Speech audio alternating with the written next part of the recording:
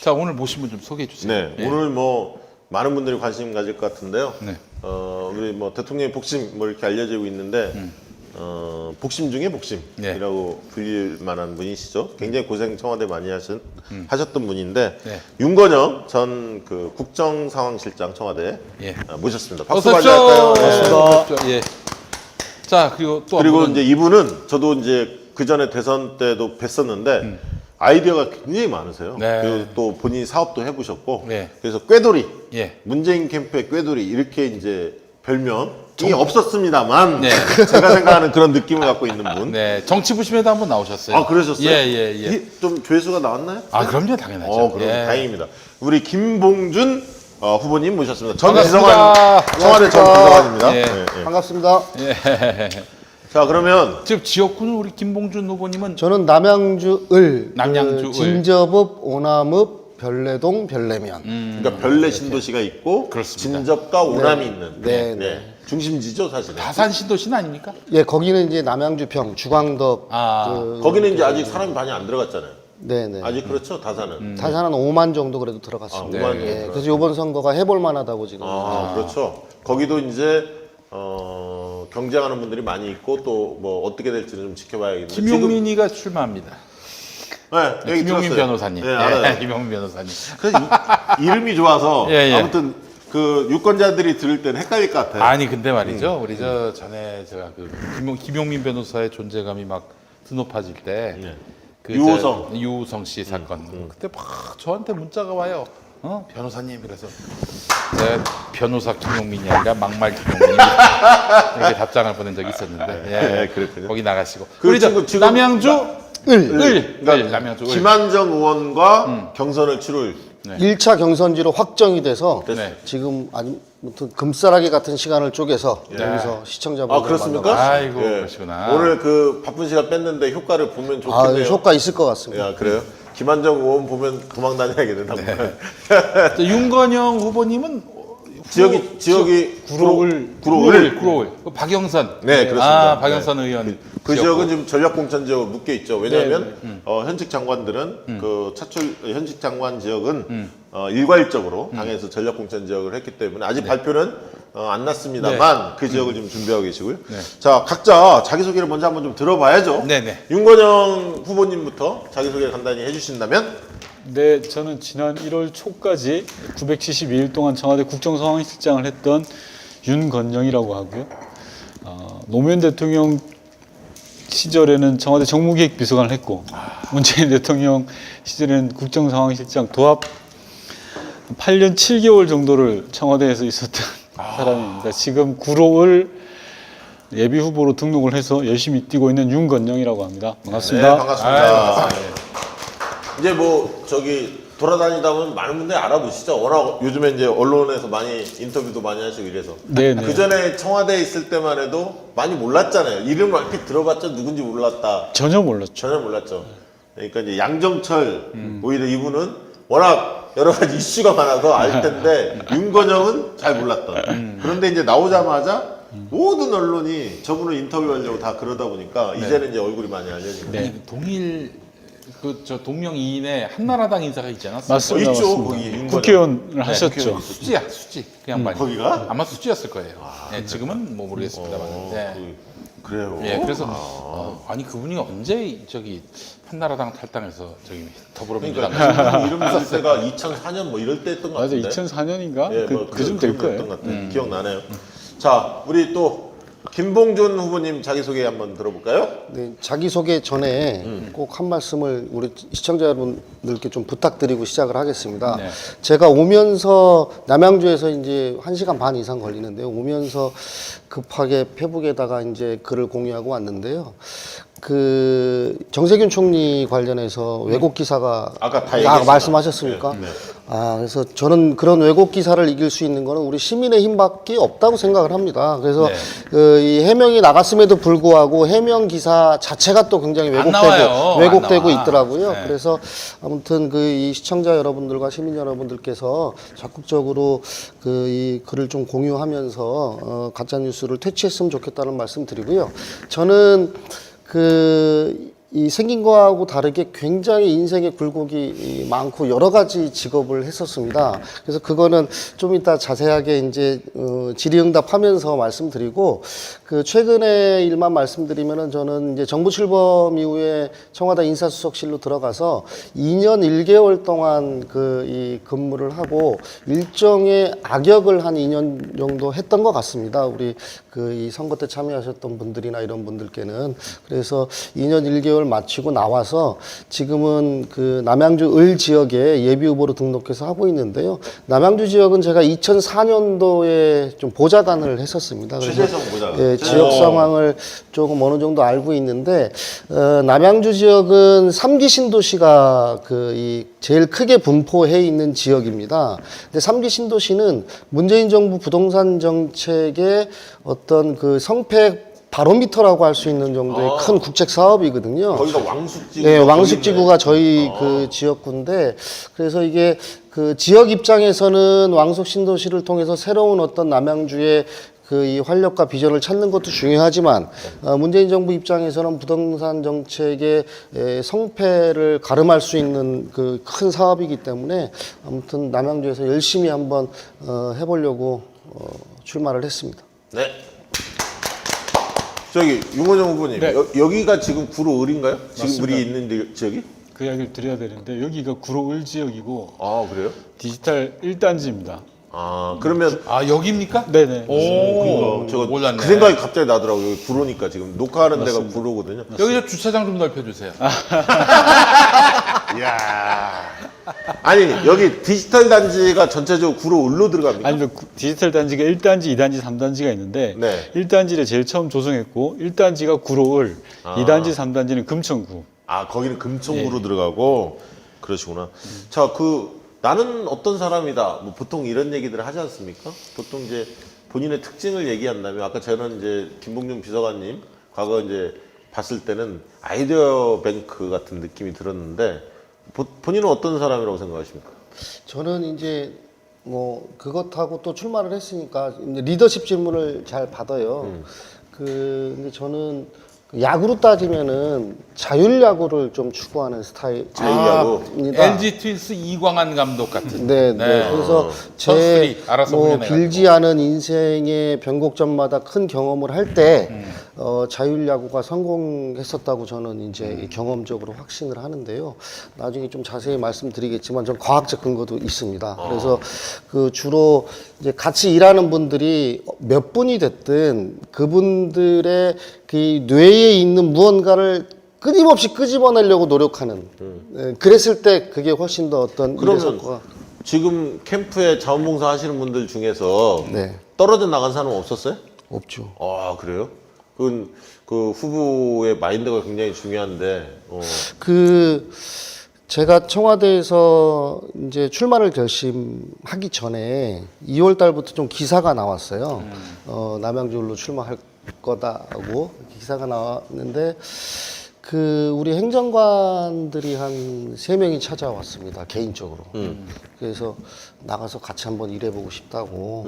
그래서 깜짝 놀랐어요. 뭐 아무것도 보장해 줄 것도 없는데 왜 그러냐 그랬더니 뭐 다 아는데 한번 현장에서 같이 일해보고 싶다. 저랑. 그 결국 나왔어요? 같이? 네. 아니 그러니까 청와대가 그렇게 많이 나오니까 요거도 먹는 거야 지금. 출마자도 많은데 같이 아니, 일하겠다고 그런데 나오니까. 대부분 다 2년 정도 있었던 친구라 저는 개인적으로 그 청와대는 2년 이상 근무하면 안 된다고 생각합니다. 그 에너지가 고갈되죠. 고갈되고요. 편해지기 시작해요. 네, 청와대는 편해지면 안 되거든요. 관성화되죠 사실. 네, 그래서 나올 때 돼서 저도 만 3년 딱 채우고 나왔었습니다. 아, 예.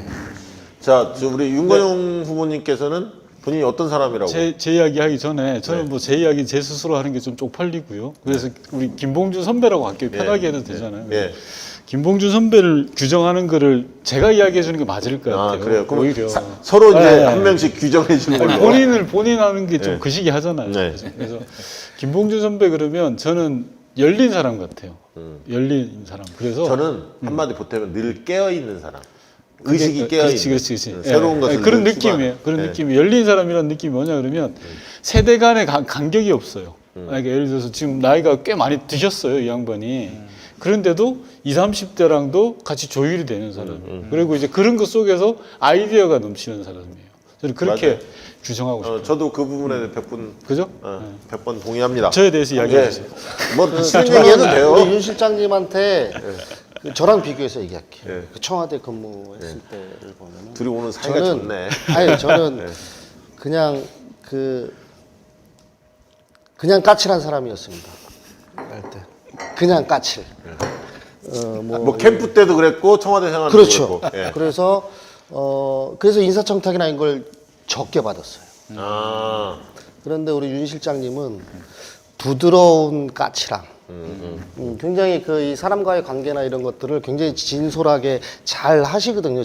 근데 저는 못 하겠더라고요, 진짜.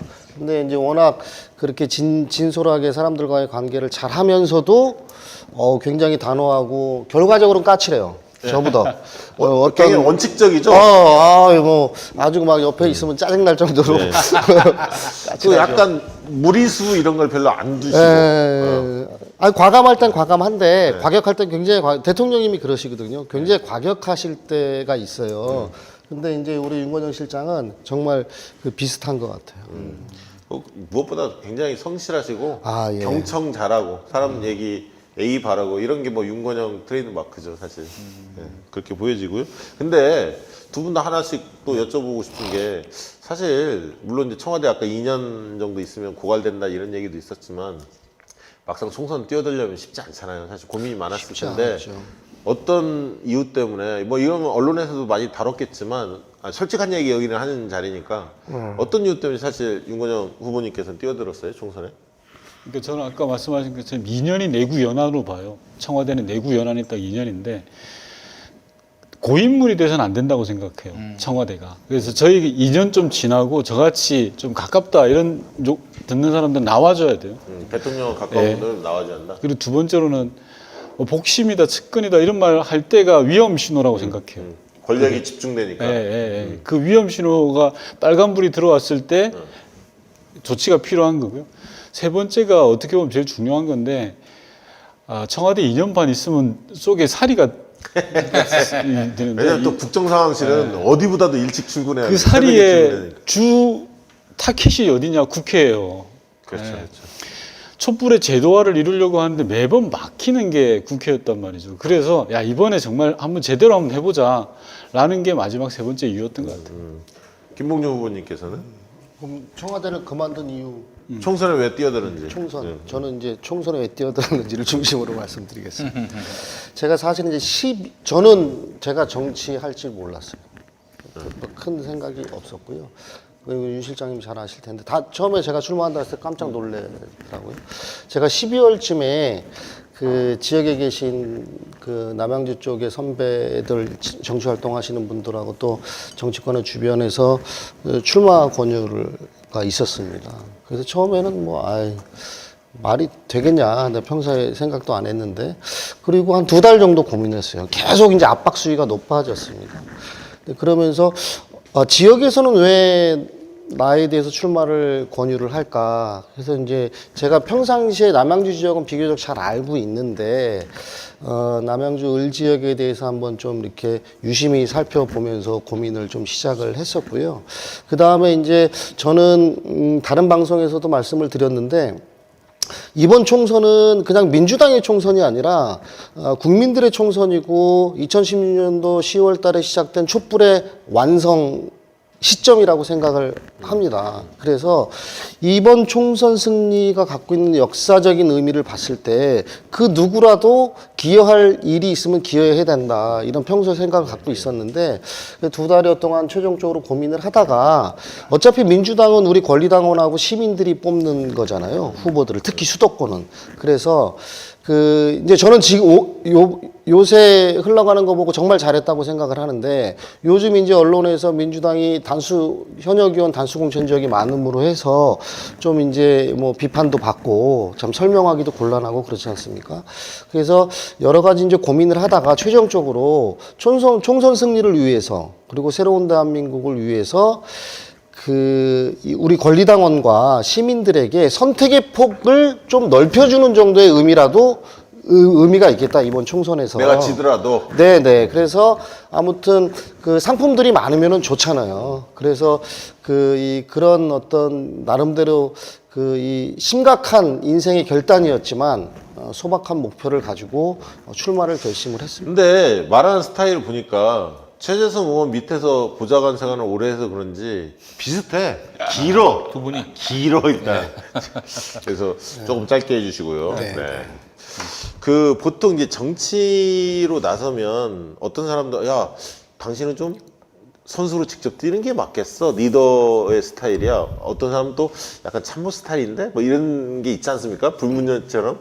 근데 이제 그 직접 선수로 뛴다고 하면 또 느낌이 다르실 텐데 그동안에 물론 이제 선거에 구의원도 해보셨고 그러셨는데 윤건영 그 후보님께서는 직접 나서시는 거에 대한 어떤 부담, 스타일상 이런 건 별로 없었습니까?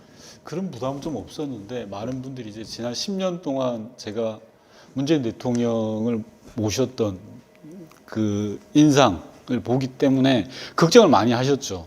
늘 수첩 들고 적고 주변 사람들 말 나오는 거. 참모로서의 10년이었잖아요. 그러니까 그 전에 제가 이제 뭐 출마를 하고 선거 직접 이제 출마를 했다는 사실 모르시죠. 그러다 보니까 그 10년을 보면서 많이 걱정을 해주세요. 그래서 근데 사실 저분이 지방자치 제도가 도입됐던 95년이었나요? 98년. 98년? 그때 젊은 나이에 네. 30대 초반 때 이미 29이요. 29이었네? 아, 야. 그때 이미 정치에 뛰어든 분이에요, 저분이. 야.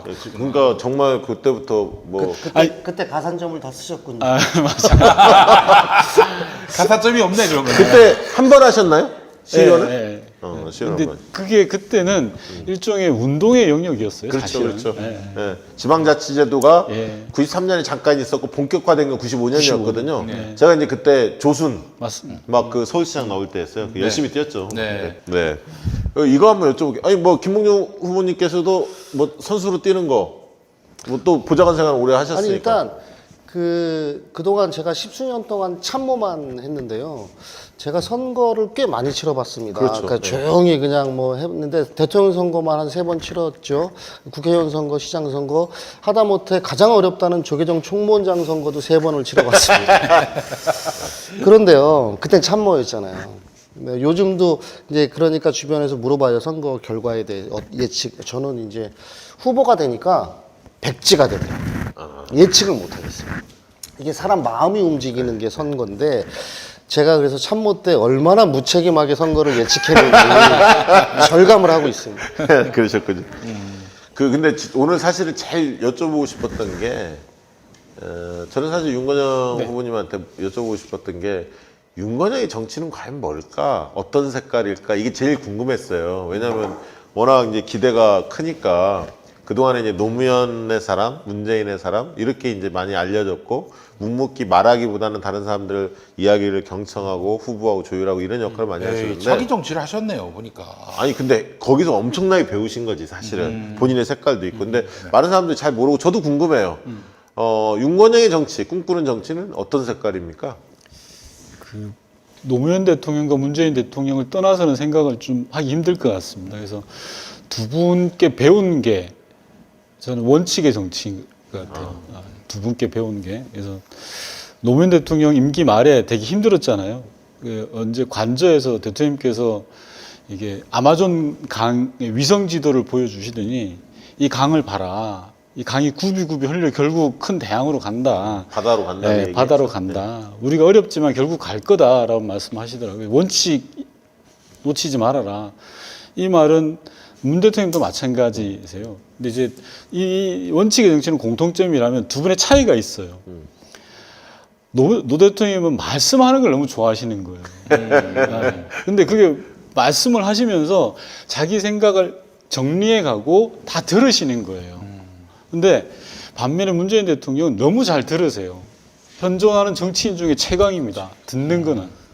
그러니까 두 분의 공통점이자 차이점이에요. 한 분은 말씀하면서 다 외부의 이야기를 듣는 거고 다른 한 분은 그냥 들어오는 거예요. 그래서 내놓는 게 가장 합리적인 대안을 내놓는다고. 그래서 두 분이 이렇게 잘 어울렸나 봐요. 그러네. 맞아요. 예, 예. 네. 스타일이 말씀하고 잘 보완이 듣고. 되니까. 네.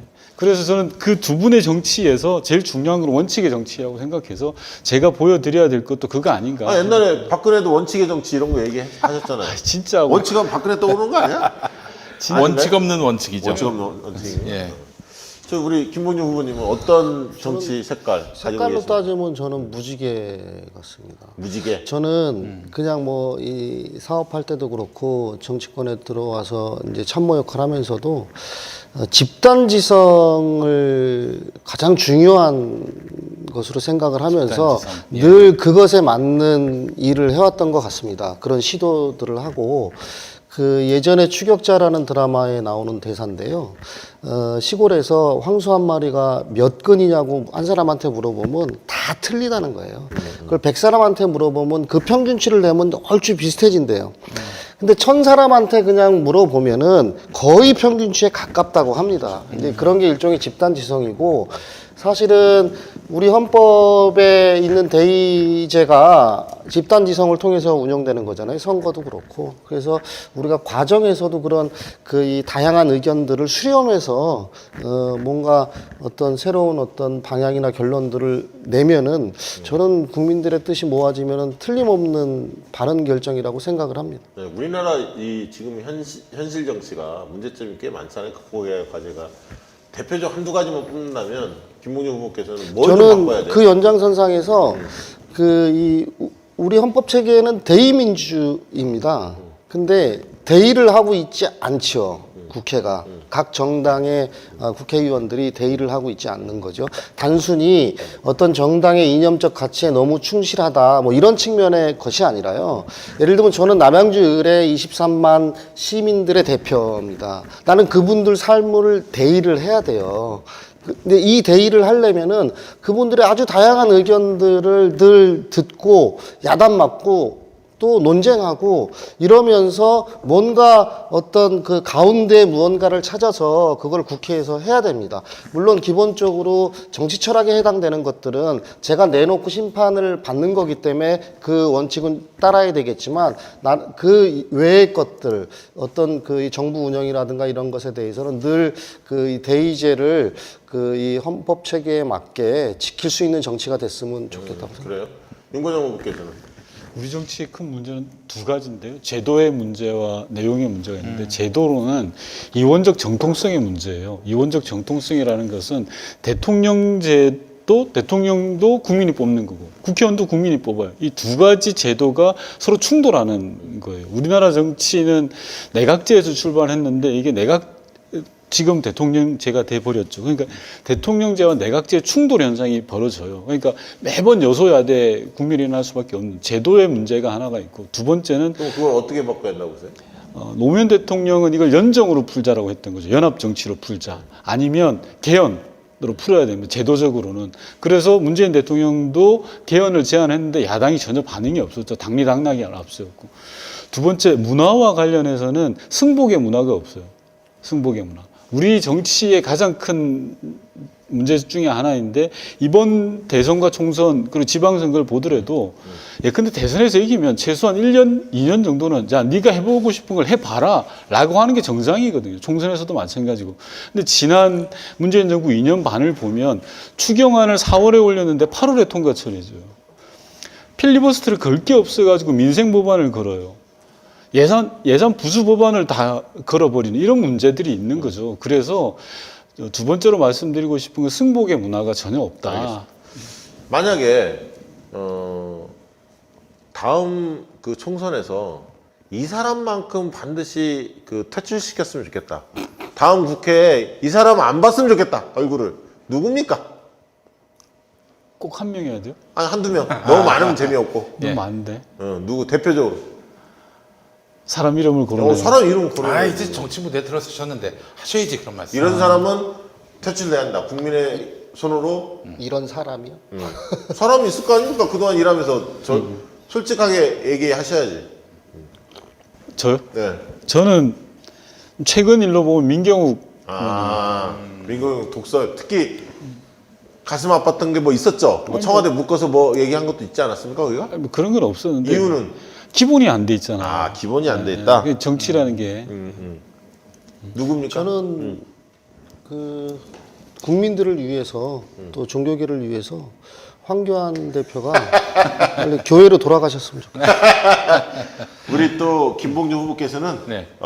동국대를 네. 또 졸업하시고 네. 또 이제 아까 있던 조계종 이런데 활동도 하셨기 때문에 네. 더더욱이나 좀 황교안의 행태를 보면서 분노할 것 같아요. 네. 그럴 것 같은데 자 윤건영 우리 후보님한테 몇 가지 좀 집중 질문하고 또 김봉준 후보 질문으로 넘어가도록 하겠습니다.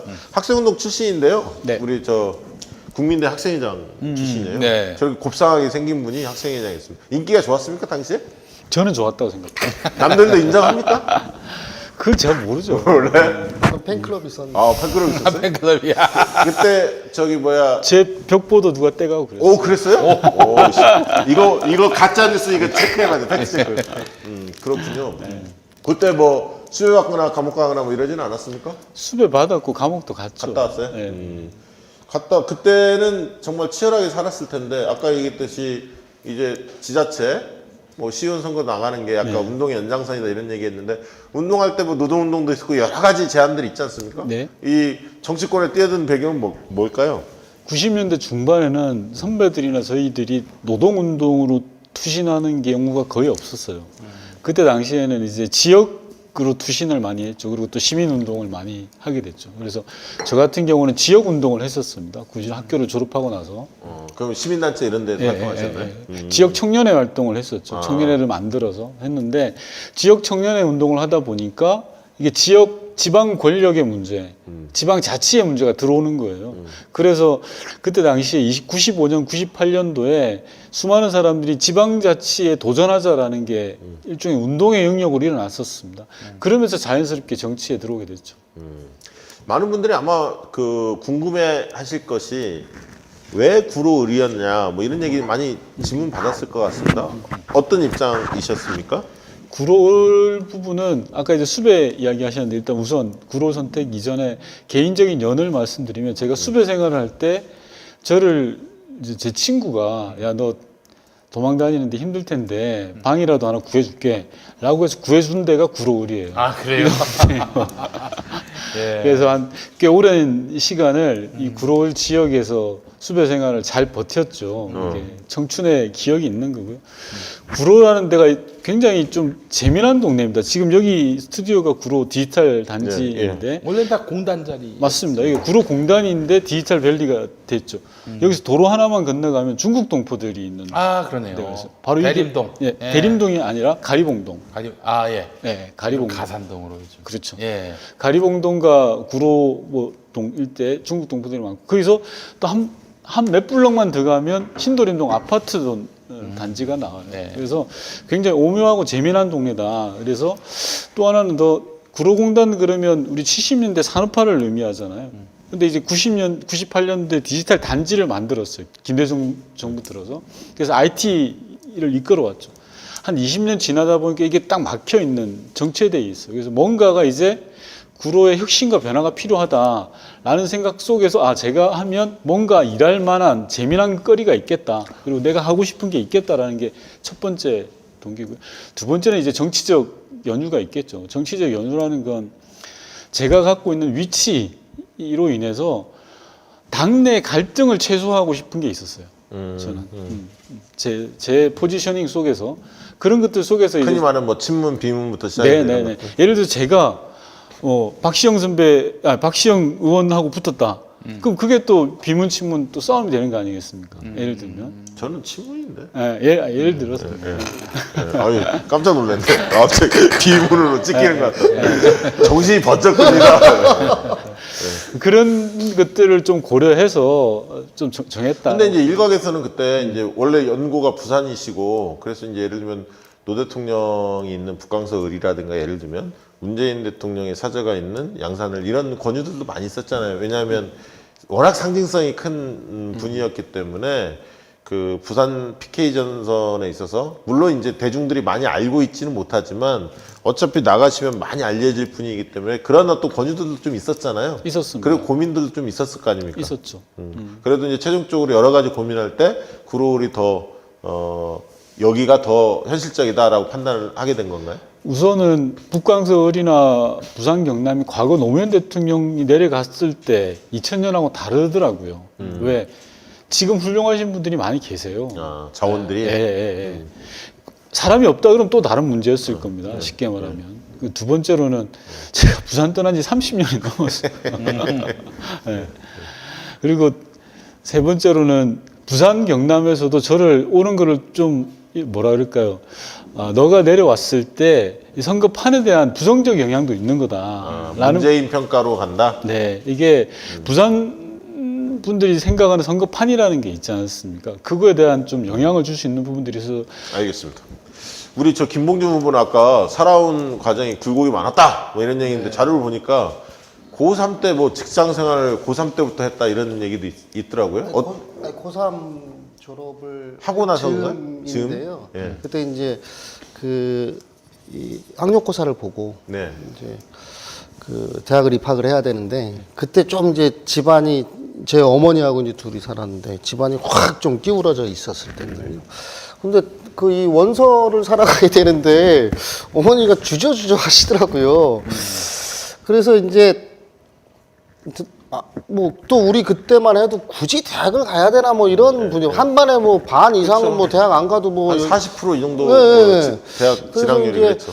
그 대학을 안 가고 이제 바로 취직을 했죠. 네. 한 뭐 1년 돈 벌다가 군대 갔다 와서 진짜 돈 많이 벌어야 되겠다 하고. 근데 취직한 데가 그 이제 을지로 인쇄골목에 예전에는 지금 가리방이라고 하는데요. 일본 말로 철필로 이렇게 책을 만들었습니다. 네. 특히 건설공사의 내역서들, 주택공사 당시에. 근데 주택공사에 그 일하시는 분이 이 몰래 그 회사를 차린 거예요. 그래서 이제 그 아저씨들 한 서너 명이 철필로 이렇게 기름종이다 쓰시고 저는 이제 기름종이 교정을 봐서 이렇게 또 납품하러 다니고 그때 주로 이제 거래처가 한보였죠. 엄마 아파트. 한보.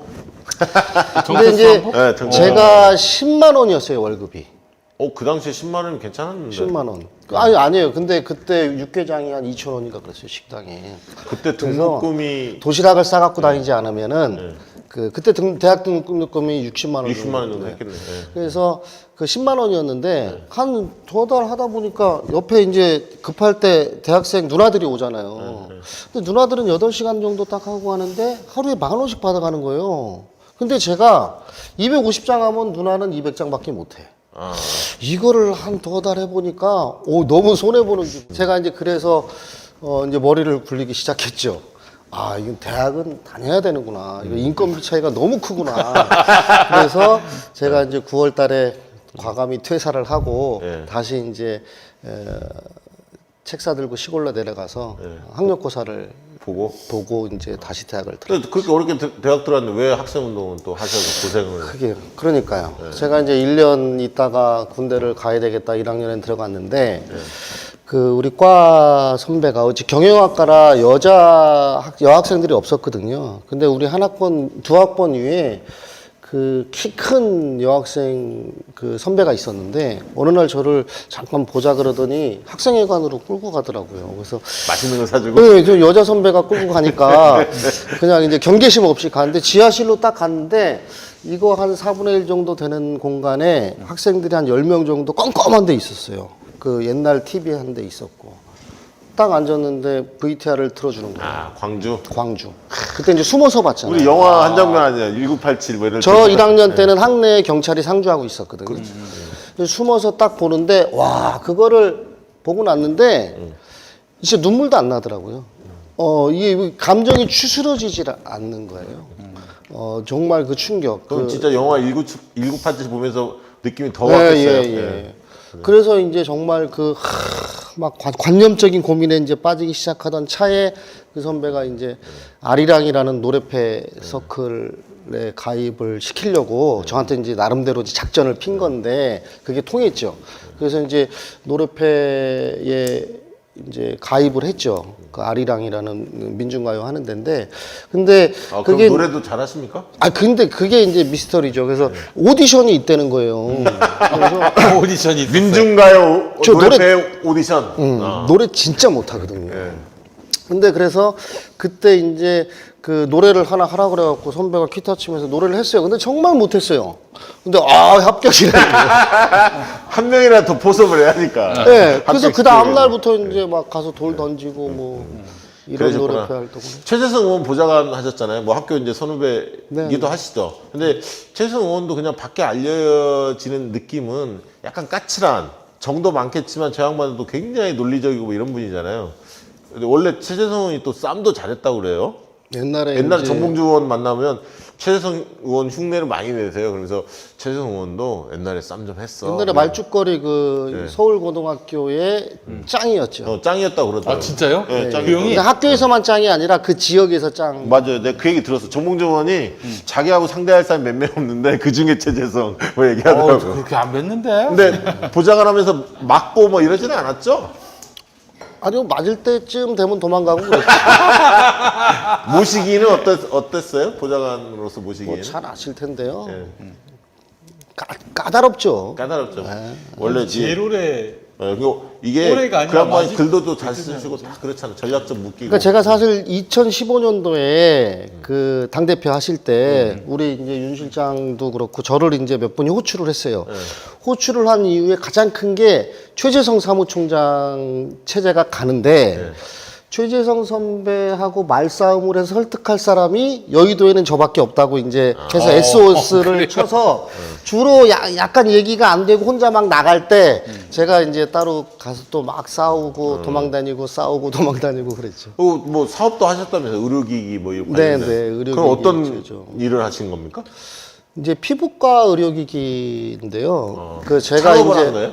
네, 이제 10년 말에 이제 정치권을 이제 그 새로운 인생을 좀 살아야 되겠다 해서 이제 회사를 하나 차리고 제가 이제 그때 뭘 할까 고민하다가 한 가지 원칙을 정했어요. 정치나 관하고는 상관없는 업종에 일을 해보고 싶었어요. 이게 보좌관으로 있으면서 제일 스트레스 받은 게 안 되는 일에 대한 민원들 있잖아요. 정말 짜증나더라고요. 그래서 저는 관하고 상관없는 일을 하고 싶다 해서 회사 차려놓고 1년 동안 이제 다른 회사들을 보다가 조그만 의료기기 회사가 있어서 그 회사를 그 인수를 했죠. 인수를 해서 근데 이제 규모가 작다 보니까 뭐 이제 개발도 하고 제조도 하고 마케팅도 하고 이제 그 세계를 알았으면 시작을 안 했을 텐데 그 세계를 모르고 겁 없이 시작을 해서 2017년도 청와대 들어가기 전까지 많이 배웠죠, 회사를 그래도. 뭐 그때 제 정치관이 생겼습니다. 집단지성. 네. 그 저기 윤건영 후보께서는 누구 모시고 있었던 적 있었나요? 의원 보좌관이나 뭐 이런 거? 있었죠. 누구 있었나요? 신계륜 선배. 언제 예, 그게 뭐 언제였죠? 내가? 그게 2000년, 2001년? 2년 동안 하셨나요? 1년 보좌관 1년 딱 있죠. 그때는 어땠습니까, 신기rum은? 알만한 사람 아실 텐데.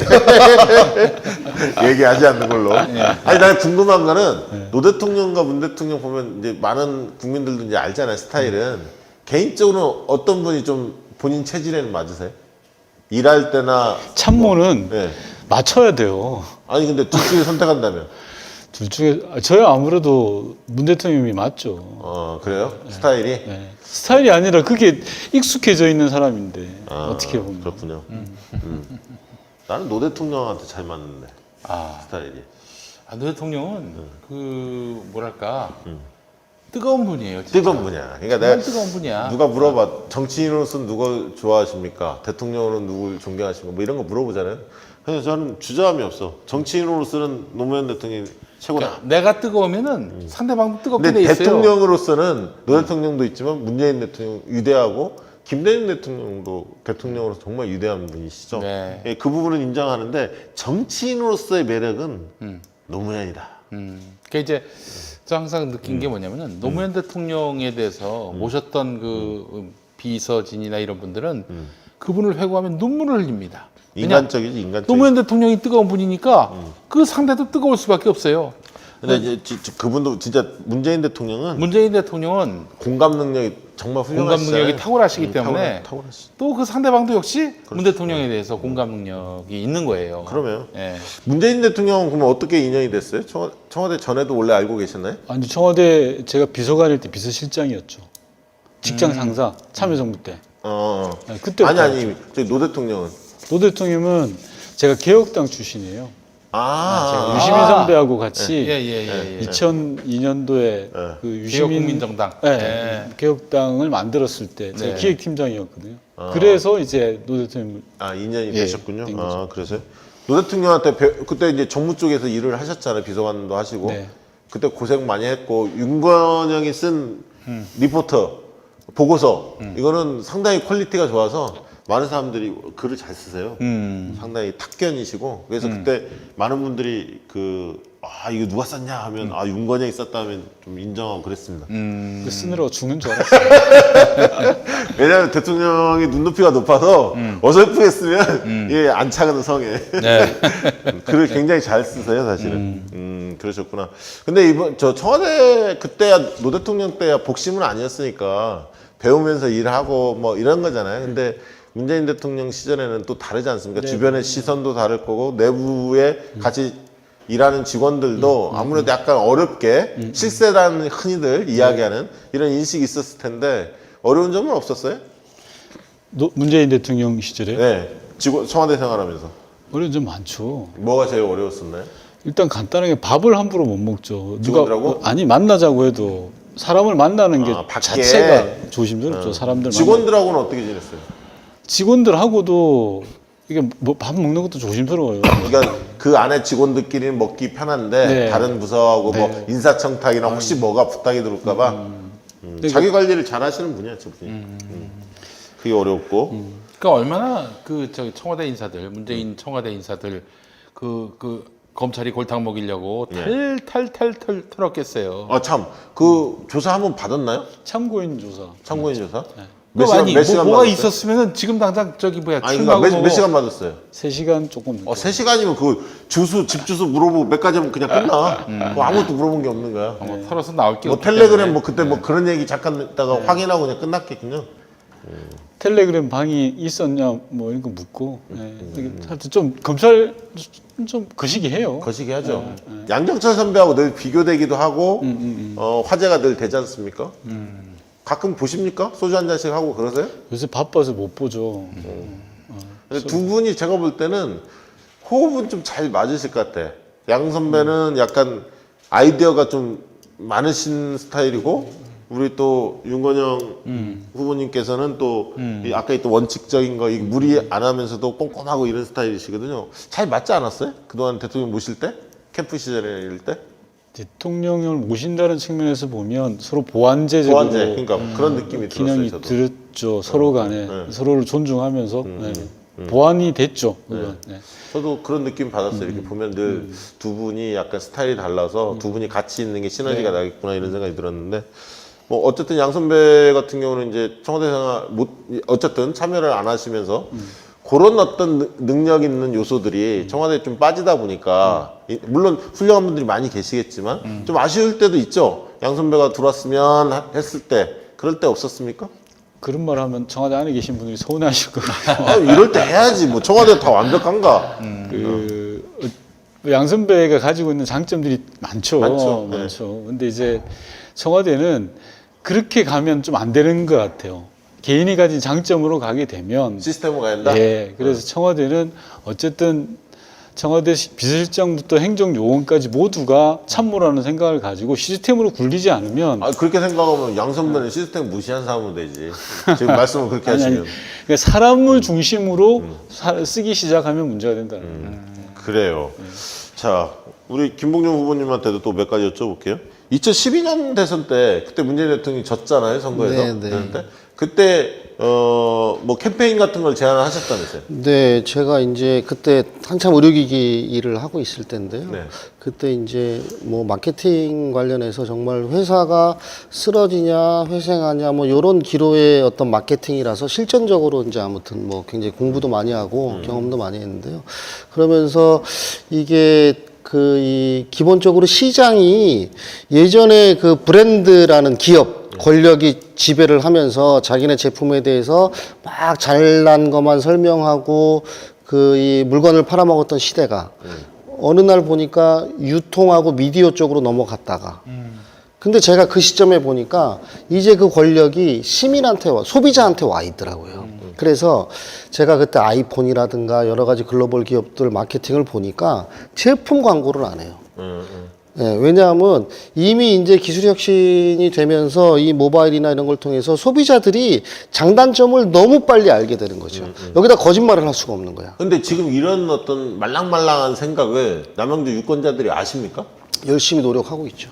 제가 되게 명함 주고 뭐 이렇게밖에 못하니까. 아니, 그 캠페인도 하고 있는 거고요. 하고 있어요? 그런 연장선상에서.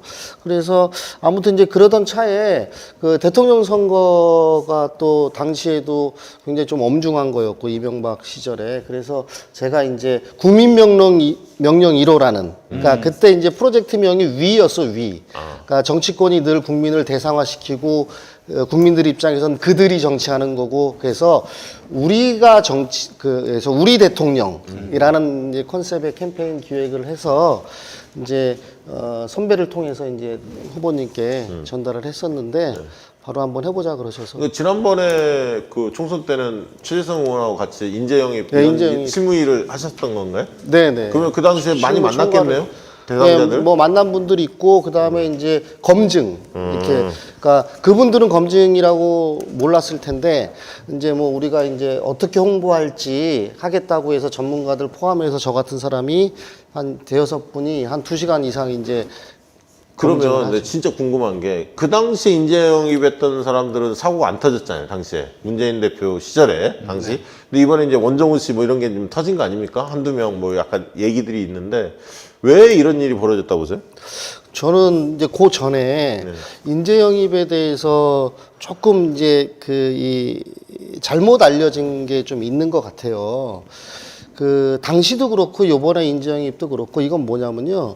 그러니까 민주당이라는 대중정당이 있는데 사실 90% 이상은요. 이 정당 시스템 안에서 신인들이 성장을 합니다. 그러니까 이 성장들을 얼마나 지원해 주느냐는 별개의 문제지.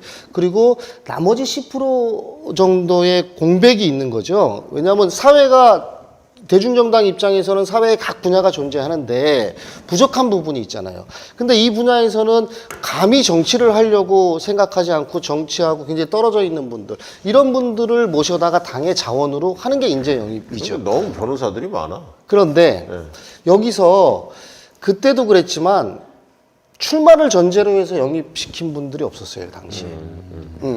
그때 뭐 당이 워낙 또 지지율도 안 좋고 그랬었지만, 그래서 인재영입의 기본적인 목적은 민주당의 좀 구멍난 부분들의 전문 분야의 어떤 그 가치를 추구하는 분들을 모셔오는 겁니다. 네. 그래서 그 구멍을 조금 채우고. 거기까지 알겠고. 네. 그 다음에 지금 이제 원정근이나 이런 문제 왜 생겼어요? 이번에도 뭐 최재성 의원도 관여한 거 아니에요? 그건 잘 모르겠고요. 예. 모르겠습니다. 이제 이게 검증이라는 게요. 사실 청와대 검증도 이제 구멍이 많아요. 그 뭐 개인정보 동의서를 쓴다 하더라도, 그리고 탈탈탈탈 턴다 하더라도 개인이 숨기면은 알 수가 없죠. 알 수가 없는 거거든요. 근데 인재 영입은 다시 더하죠. 왜냐하면 개인 정보를 우리가 취득을 할 수가 없어서. 그래서 예전에는 어떻게 검증을 했냐면 대여섯 명이서 이렇게 모여서 이제 그 검증을 한다고 얘기는 못하고 이렇게 막 예민한 질문들을 해요. 그러다가 조금 이상하다 싶으면 이제 제가 따로 이제 차 한잔 합니다. 그래갖고 저는 하는 일은 뭐냐면 겁주는 것밖에 없어요. 이 영입이 발표되면은 탈탈 털릴 거다. 그 전 삶과 180도 다른 삶이 되고 조중동을 비롯해서 모든 언론이 달겨들어서 탈탈 텁니다. 그래서 작은 일이라도 지금 말씀해 주시면은 저희가 어떻게든지 좀 보완을 한번 해보겠습니다. 이렇게 이제 그 굉장히 그 무게 있게 좀 문제제기를 압박을 던지죠. 하는구나. 그러면은 어떤 분들은 그러니까 옛날 대부분 20년, 30년 전의 기억이거든요. 그거 막 기억 되살려서 싹 얘기하고 그러면은 정말 훌륭한 분이잖아요. 그래서 그런 분들은 이제 계속 그 분야에서 열심히 해달라고 말씀드리고. 알겠습니다. 참 어려운 일이죠. 그다음에 뭐 CI 팀장도 맡으셨다는데 CI가 뭡니까? 그 컬렉티브 인텔리전스라고 아까 말했던 집단지성이라는 건데요. 원래 이번 대선 때는 제가 1년 전부터 전문팀에 있었어요. 그래서 이제 대통령님 현장 메시지라든가 뭐 이런 여러 가지 그 메시지 기획하고 이런 일들을 하다가 SNS 팀에서 갑자기 이제 몇 달 안 남았는데 SOS가 온 거예요. 우린 못하겠다. 캠페인을 좀 만들어서 직접 해달라. 그래서 경선도 얼마 안 남았고, 근데 이제 제가 정무팀에 있으면서 계속 SNS에 대해서 문제 제기를 한 게 화근이었어요. 이거 왜 이렇게 밖에 그러니까 네가 해 이렇게 돼. 그러니까 이제 그 조항기 단장이 와가지고 와서 좀 해달라고. 그러니까 결국 그거 네가 해 그거예요. 그런 그래서 거죠 원래 그러면. 제가 이제 고민을 하다가 그러면은 한번 도박을 해보자. 그래서 그러면은 일단은 이 팀을 하나 만들 테니 타치하지 마라. 그리고 나 팀은 20대 30대를 무조건 구성하겠다. 그래서 주변에다가 급하게 알렸어요. 0순위 20대 여성, 1순위 20대 남성, 3순위 30대 뭐 이제 이런 식으로 해가지고 그래서 급하게 일주일 만에 한 그 10명 정도가 모였죠. 그래서 그 친구들한테 제가 제 고민과 그 다음에 그 문재인 대통령 후보께서 하시고자 하는 어떤 기본 정치 철학 이런 걸 던져줬어요. 그래서 국민들이 정말 많이 참여할 수 있고 의미 있게 참여할 수 있는 걸 한번 해보자. 근데 내 개인적인 생각은 예전에는 어떤 플랫폼을 만들어서 국민들 보고 들어와서 로그인해서 뭔가를 제안하라고 했는데 그건 아닌 것 같다. 모든 국민들이 휴대폰을 쓰고 있으니 휴대폰 문자로 그냥 대통령 후보한테 문자 보내는 식으로 한번 참여를 한번 해봤으면 좋겠다. 요 정도 던졌어요. 근데 진짜 3일 만에 정치 경험이 없는 그 친구들이 찾아내더라고요. KT 만나고 SKT 만나고 기술적인 문제 해결하고 결국은 그래서 이 휴대폰과 온라인 플랫폼을 연결시켜 버리더라고요. 그래서 이제 저희가 문재인 대통령 후보의 개인 전화, 핸드폰 번호를 공개했죠. 공개하는 순간 이제 국민들이 거기다 대고 이제 내가 대통령이라면 뭘 하겠다. 예, 이런 캠페인을 했는데 지금도 이제 그런 캠페인 하시는 거잖아요. 지금 후보가 네네 돼서. 제일 편한 게 문자 참여라서 지금도 지역에서 그 캠페인을 하고 있는데 지금 오늘도 마지막으로 공약 점검을 했는데 이번 선거는 제 고해인 공약은 없을 것 같아요. 이 시민들 제안을 다 보니 거의 모든 분야가 망라가 돼서 알겠습니다.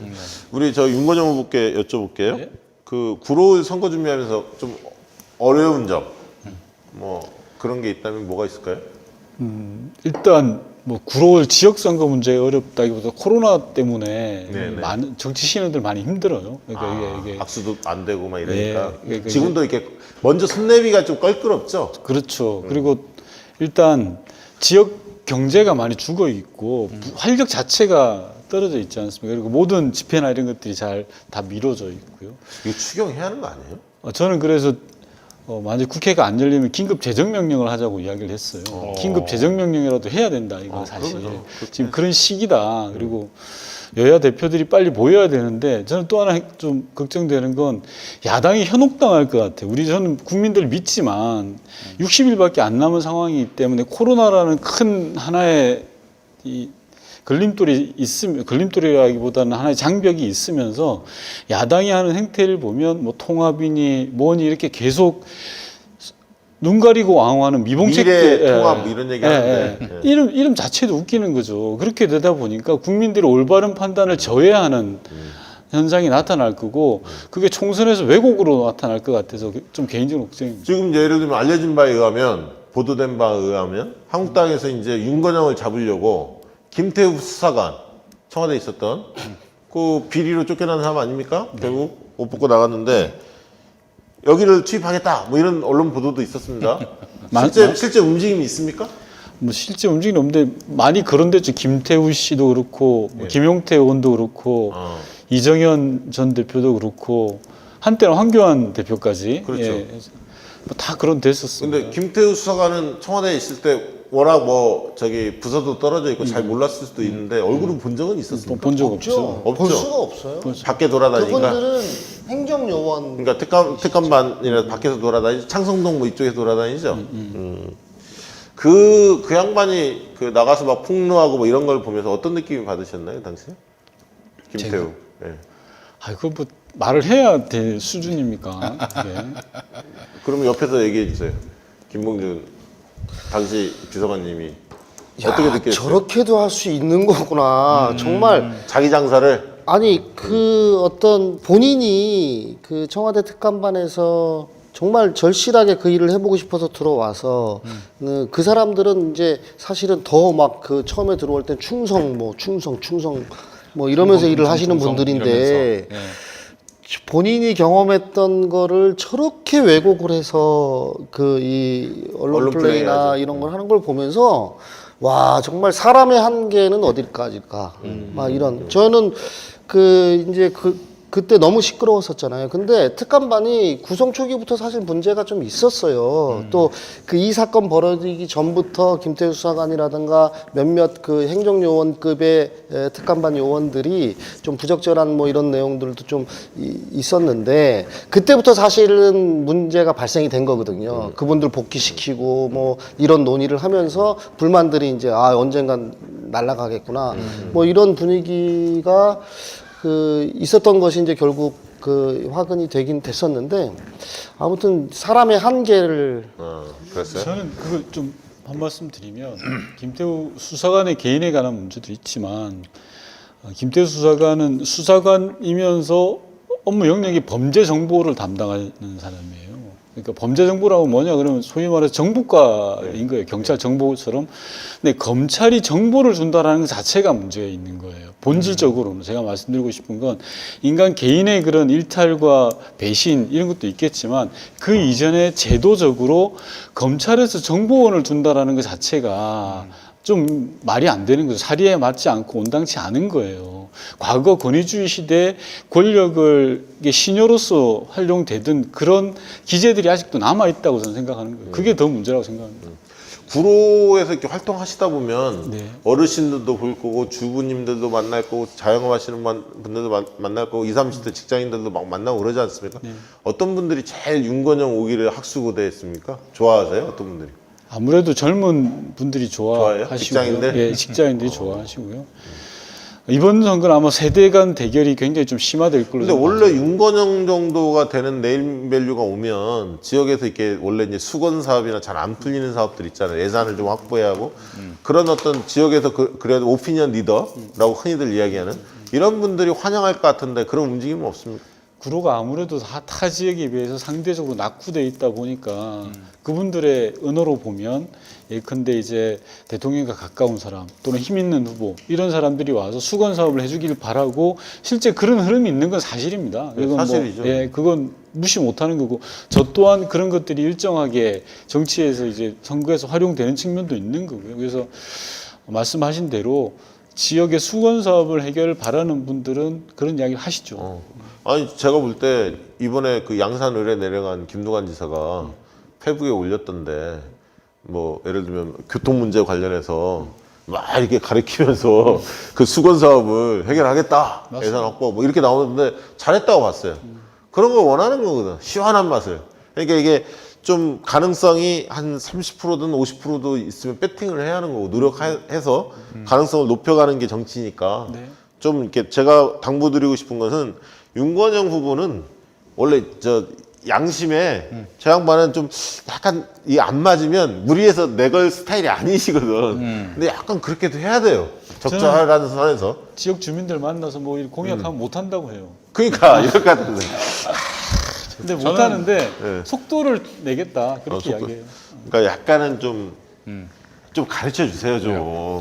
나는 이렇게 했다 당시에. 아 저요. 음. 아 저는 뭐 요청이 들어오면 다 해드린다고. 알겠습니다. 근데 아마 어떻게든 했을 거예요 저는. 저는 아니 그러니까 이게 추진력도 중요하지만 아이디어가 있고 여러 가지 하다 보면 방법이 나오잖아요. 방법이 나오지. 그러니까 애정 있고 고민하는 사람이 결국 그 실현시켜요. 사실은. 예, 예. 그래서 너무 네. 저 불가능하다고 자꾸 얘기하지 마시고 가능성 높여. 오 좋은 아이디어입니다. 한번 고민해 보겠습니다. 그렇지. 고민하면 돼요. 그리고 집단지성 여러 사람 모아갖고 아이디어도 좀 짜보고. 자 좋습니다. 김한정 의원이 만만치 않잖아요. 김봉준 비서관. 김봉준- 이제 김한정 의원님 개인의 어떤 그 이 저건 아니고요. 이제 저는 이제 어떻게 보면 저는 좀 특수한 케이스입니다. 정치 신인 입장에서 지역 상황이 좀 독특해서 한번 해볼 만한 지역으로 분류가 되는데요. 근데 이제 현역 의원과 맞붙는 정치 신인은 거의 진짜 절벽을 타고 올라가는 심정이겠다 생각이 들더라고요. 뭐 기본적으로 국회의원이 갖고 있는 4년 동안 언제든지 유권자들을 만나면서 할 수 있는 거, 뭐 의정 뭐 이런 얘기도 많이 알려진 거고, 또 당내 경선과 관련해서는 국회의원들이 이제 지역위원장 신분이지 않습니까? 그래서 이제 유권자가 권리당원이에요. 유권자 명부를 국회의원들은 다 갖고 있죠. 근데 정치 신인들은 근접이 안 되죠. 그러니까 이게 당내 경선에 있어서 엄청난 출발선의 차이입니다. 저는 이거는 나중에 정당개혁처에서 좀 개선이 돼야 된다고 보는데, 그래서 현역 의원들은 권리당원 유권자 명부를 100% 다 갖고 선거를 하는 거고, 정치 신인들은 이제 맨바닥에서 하는. 그래서 사실 나는 민주당이 이 경선 방식에 있어서 개선해야 할 게 뭐냐면, 제 생각이 뭐냐면, 이 예비후보 등록 이전부터 입후보 예정자 신분하거나 아니면 예비후보 등록한 다음에 바로 한 1, 20일 사이에 이 당원 토론회를 의무화시켜야 돼요. 사실은 유튜브로 중계하면 돼. 바쁘니까 직장인들 모두. 그래서 시민사회가 주도하든 누가 주도하든 해서 그 자질 검증이 충분히 이루어지면 시민들이 부상할 수가 있는데, 너무 지금은 사실 깜깜이 선거거든요. 어렵거든요. 사실. 솔직히 출퇴근하는 사람 만나기 쉽지 않잖아요. 대화하기가.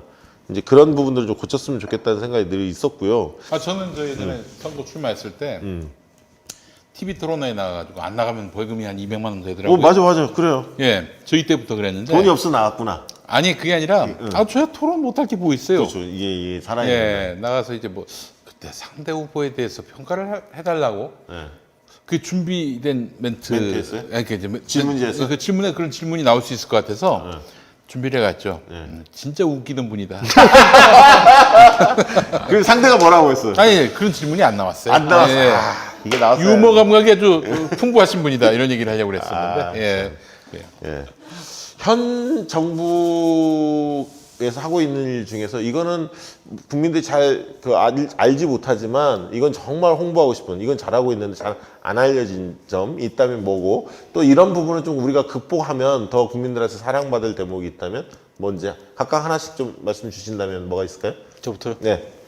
저는 우리 정부가 일자리 정부라고 표방을 했습니다. 근데 일자리 정책과 관련해서 좀 되게 많이 아쉬워요. 어떤 부분이 아쉽냐 그러면 문재인 대통령께서는 전국 어디든 일자리 만든다 그러면 어디든지 다 가셨어요. 뭐 경양 어디든지. 그리고 예산 투입도 마다하지 않고 2019년 작년에 세계 경기가 그렇게 안 좋을 때, 그리고 미중 무역 분쟁, 그리고 일본 수출 규제 굉장히 경제적으로 어려운 상황에서도 일자리 수치를 선방해 냈어요. 그리고 작년 2019년 연간 기준으로 30만 개가 넘고 올 1월 통계를 보면 50만 개 이상의 일자리를 만들어낸 거예요. 어려운 상황에서 굉장히 선방을 했는데도 불구하고 그렇죠. 국민들에게 그게 잘 안 알려져 맞아요. 있어요. 이거는 물론 언론의 굉장히 악의적인 보도, 세금으로 일자리 만들었다라는 악의적인 프레임을 걸고 있어요.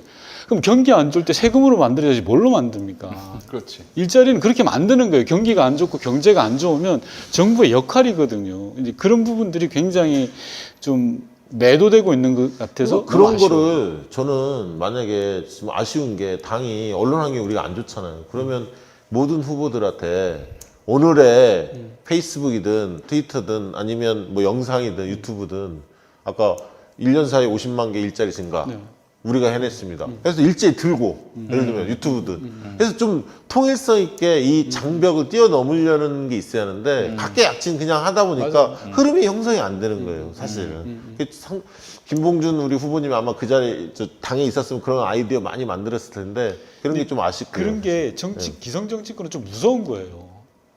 왜냐하면 언론이 프레임을 쳐놓았는데 그걸 부딪힌다는 게 무섭고, 또 바닥에 가서 국민들이 체감 못하니까. 아니, 체감을 못하는데 왜 그러냐라고 했을 때 맞받아친다는 건 정치하시는 분들은 무서워요. 근데 그걸 해줘야 바로 우리한테 오지는 않지만 얘네 얘기도 일리가 있겠네 하고 자꾸 들어야 아 이럴 수도 있겠구나 이렇게 중립지대로 바뀌는 거예요. 그게. 그래서 김대중 대통령이나 노무현 대통령이나 문재인 대통령이나 우리가 잘했던 일은 반복 이야기를 해야 돼요. 맞습니다. 아주 정제된 메시지를 가지고 계속 반복을 하시거든요. 지도자들은 왜 그러는지 이유가 있는 거예요. 보수 언론의 프레임을 깨기 위한 거거든요. 그래서 저도 말씀하신 것처럼 당도 마찬가지고 후보자들도 계속 반복해서 이야기를 해야 돼요. 문재인 정부 일자리 정책 성공했다. 나름 선방했다. 최소한 선방은 했다라고라도 프레임을 꺾어야 된다 생각해요. 선방을 넘어서 정말 노력했다는 것부터 시작해야죠. 네. 그걸 알아줘야죠, 사실. 비정규직들도 많이 그럼요. 정규직화되고 일용직, 상용직으로 많이 바뀌고요. 자, 근데 아쉬운 점, 이건 좀 개선했으면 좋겠다. 2019년에 그러니까 2018년에 남북 관계가 굉장히 좋았어요. 2019년에 우리는 이제 북미 관계가 잘 풀려가지고 하노이 회담 또는 제가 일부 관여가 됐던 판문점 남북미 정상회동 등을 통해서 한반도 비핵화라는 물꼬가 좀 튀어질 걸로 봤어요. 2019년에 기다렸던 거죠. 이렇게까지 안 될 줄 알았으면 남북 관계가 좀 더 치고 나갔어야 됩니다. 글쎄. 결과론적으로 아쉽지만 정말 아쉽죠. 네, 너무 아쉽죠. 그 시점이 2018년 우리가 평양 정상회담 이후에부터 해서 1년간이었어요. 물론 내부에서 많은 고민과 번뇌가 있었죠. 근데 그때마다 북미가 뭔가 될 듯 말 듯 해왔던 거예요. 지금 되돌아간다면, 물론 가정입니다. 뭐 지금 되돌아간다면 그때 우리가 남북 관계를 끌어갔어야 된다. 그래서 저는 항상 이야기하는 남북 관계가 뒷바퀴라고 생각하고 북미 관계가 앞바퀴라고 생각해요. 절대 북미 관계를 우리가 추월할 수는 없지만 북미가 정체되어 있으면 뒷바퀴 힘으로 밀어가는 거야 돼요. 그 밀지를 못했다. 작년 한 해 맞습니다. 동안. 그게 저기 김봉준 후보님께는 민주당은 어떻게 지금 총선 국면에서 보이는지 이런 건 좀 잘하고 있지만 이거 좀 바꿔야 한다, 개선해야 한다.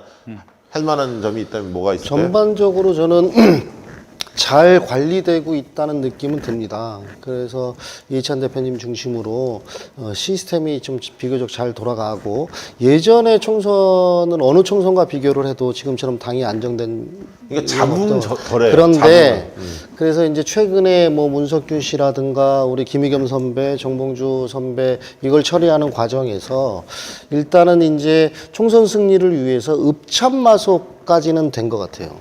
그런데 사실은 이제 국민들이 원하는 거는 혁신이잖아요.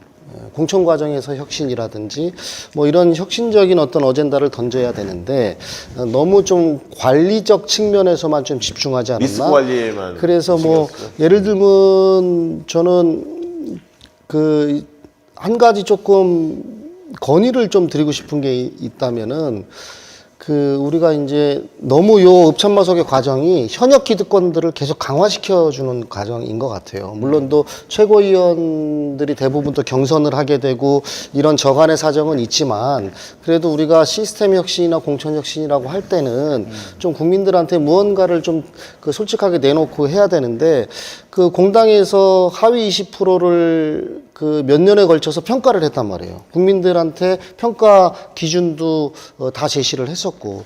근데 평가 결과가 나왔는데, 권리당원들이나 시민들한테 평가해 놓은 결과를 안 알려주고 선택을 하라고 지금 하고 있는 꼴입니다. 근데 이게 보안이 지켜지기도 사실 어렵고요. 그랬을 때 나중에 국민들한테 어떻게 말할 건지. 그래서 요거는 좀 현명한 방법을 찾아서 국민들하고 소통할 수 있는 방안을 좀 조속히 마련해 줬으면 좋겠습니다. 아마 이제 추가 공모를 다음 주 이제 월요일부터 화, 수 하는데 아마 이제 내일이나 모레 그 발표를 하지 않겠습니까? 추가 공모 지역이 어디다? 그러면 대략 눈치는 좀 채죠. 사실은 그렇게 좀 보여지고요. 각자 접하는 민심, 지금의 민심은 어떻습니까? 수도권 민심도 그럼 좋고. 자기 지역 얘기하시면 돼요. 예. 저부터 말씀드리겠습니다.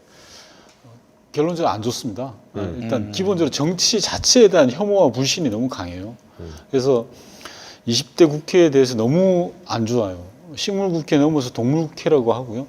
정치 자체 생산력에 대해서 국민들이 굉장히 불신하고 있는 것 같아요. 그래서 그건 오로지 정치를 하는 우리 모두의 업보고 책임이라고 생각을 합니다. 다만 앞서 제가 좀 걱정했던 것처럼 야당의 행태, 정말 말도 안 되는 그런 행태로 인해서 이게 본질이 가리워질까 봐 좀 걱정되는 부분들이 많습니다. 뭐 보수 통합, 말도 안 되는 거죠. 자기 책임을 통합의 미명 아래 지금 다 회피하는 그런 것들이지 않습니까? 그래서 조금 상황은 좋지 않지만 그런 것들을 좀 저희가 좀 안개를 걷어내고 제대로 본질이 뭔지 보자. 그 본질은 뭐냐 그러면 이번에 본질은 촛불 개혁을 완수할 거냐 말 거냐의 그 갈림길이거든요. 그래서 그런 부분들을 우리가 좀 모아가는 게 필요하겠다. 알겠습니다.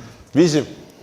뭐 저 역시도 현장에서 느끼는 거는 굉장히 어렵죠. 그 사실은 뭐 최근에 여러 가지 무슨 뭐 실수나 뭐 이것 때문에 어려운 게 아니라 기본적으로 총선이 가까워지면서 점점 유권자들이 진지하게 고민을 하게 됩니다. 근데 어떤 분들은 지금 이제 윤 실장님도 말하고 저도 이제 여러 차례 얘기했던 이번 총선의 본질적인 측면에서 고민하시는 분들도 분명히 상당히 많이 계시지만 또 그렇지 않은 분들도 계신 거거든요. 그러면 그건 생활적인 요구일 수도 있고요. 다른 측면의 어떤 고민들이 있는데 저는 가까워지면서 점점 어려워진다고 봅니다. 수도권은.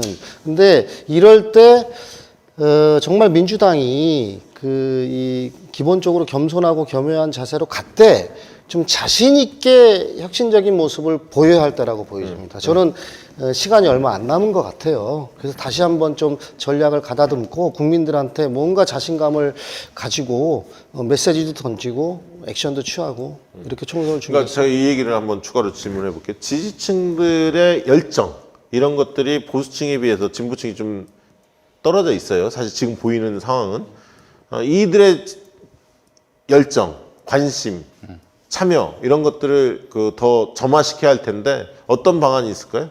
기본적으로 태도로는 부자 몸조심해서는 안 돼요. 부자 몸 조심하면 안 네, 된다. 절대 그렇게 하면 안 되고 선거는 절박한 쪽이 이깁니다. 근데 지금 토끼 한 마리 잡으려고 예. 최선을 다하잖아요. 누가 더 절박한지를 봐야 돼요. 맞습니다. 여당이 절박한지 야당이 그 절박한지. 우리 일부 때 자세히 얘기했어요. 네. 맞아요. 그런데 지금 민주당의 모습은 절박한 모습을 보여주지가 못했는 거예요. 본질. 네.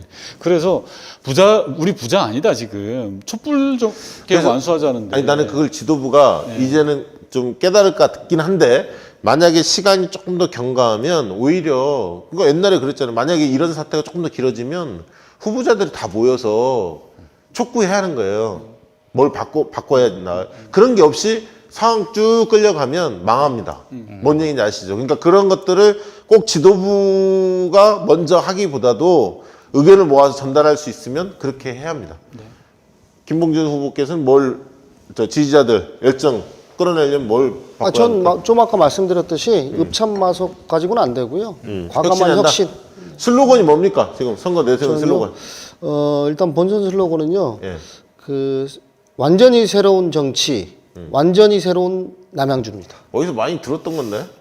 뭐 이게 우리가 지금 2017년도 촛불 정권이 탄생했을 때의 역사적 과업이 계속 진행되고 있기 때문에 그런 의미에서. 현장에서도 해야죠. 알겠습니다. 슬로건이 재밌던 것 같은데 저는 페이스북에 봤을 때. 믿는다 윤거장. 그거 잘 지었던 것 같아요. 기억에 딱 남더라고요. 여기 유명하니까 가능한 거죠. 그렇지. 그거를 딱 걸었을 때 시민들의 반응은 뭡니까? 안 물어봐서 모르겠는데. 아이, 그거 물어봐야지. 모른 척하고. 아니, 농담입니다. 근데 이 믿는다라는 건 되게 함축적이에요. 그렇죠. 예를 들어서 촛불 개혁을 믿는다. 국민을 믿는다.